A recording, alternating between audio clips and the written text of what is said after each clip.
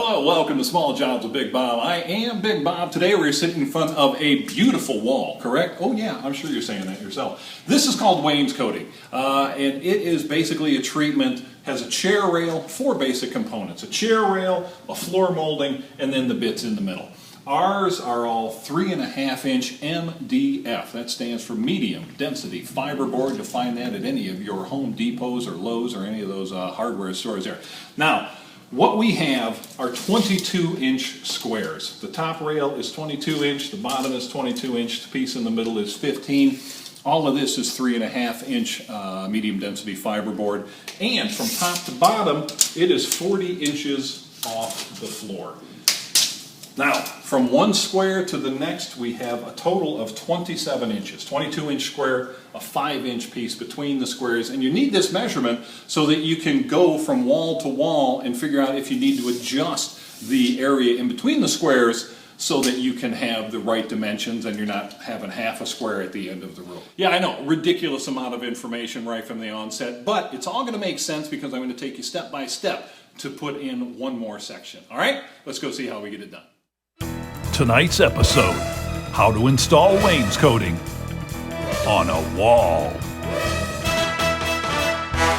All right, here's the wall we're going to work on. Like I said, our top rail is 40 inches off the ground. In order to make it easier, I pre-painted the wall. I started at 39 inches and went down so that there's no messing around. So when it's finished, the top rail will be right about here. Told you there's only a few components to this whole thing.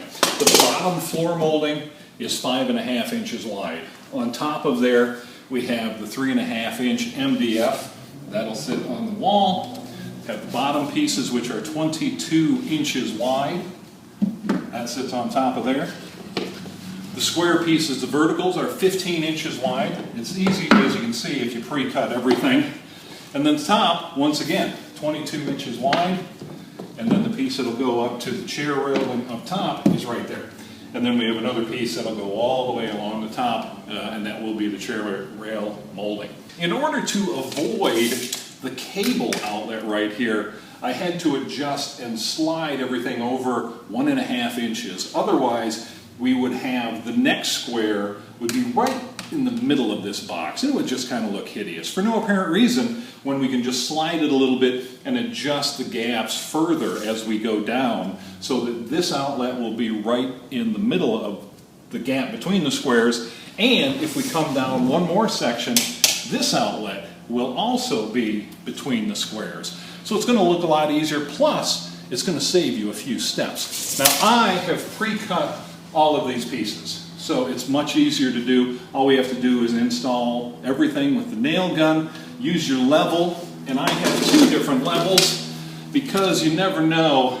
Generally, you know, the bigger one is better. And trust me, I know that, I'm 6'6". But when you're doing these little tiny pieces, it's a lot easier to use a torpedo level, a 6-inch level. You can pick these up at any hardware store.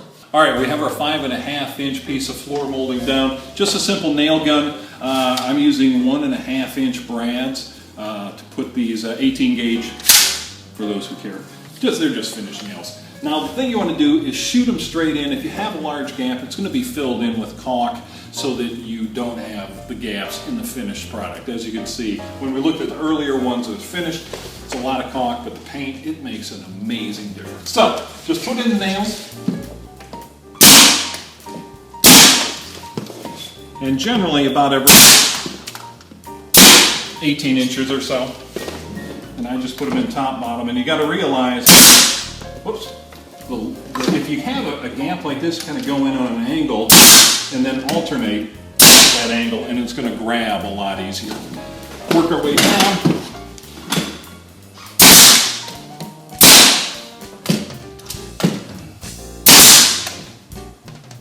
All right.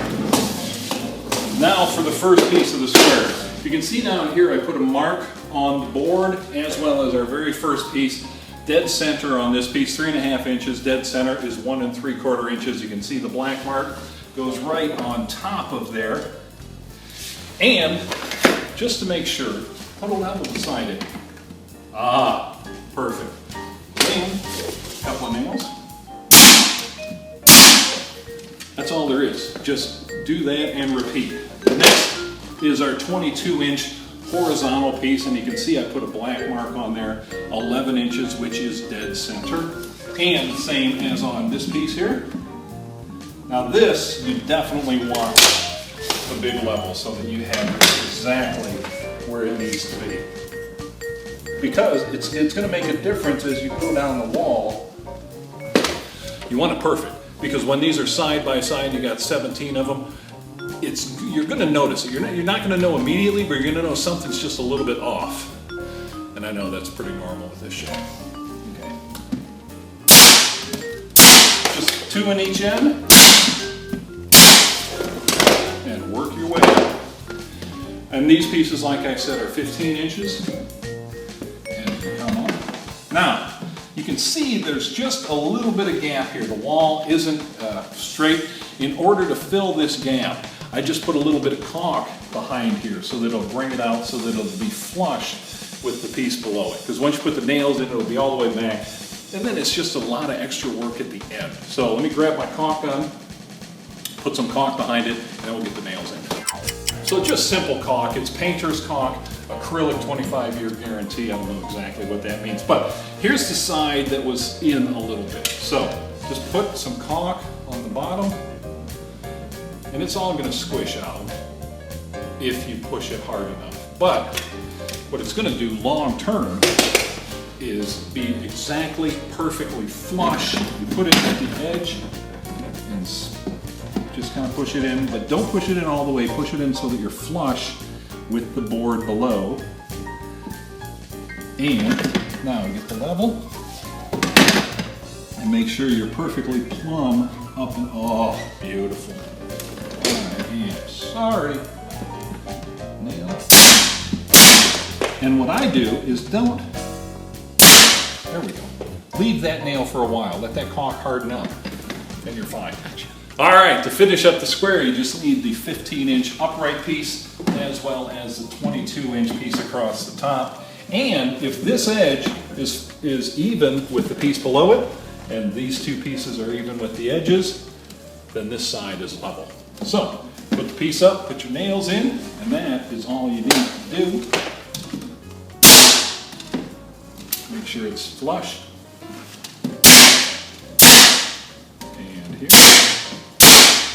And here.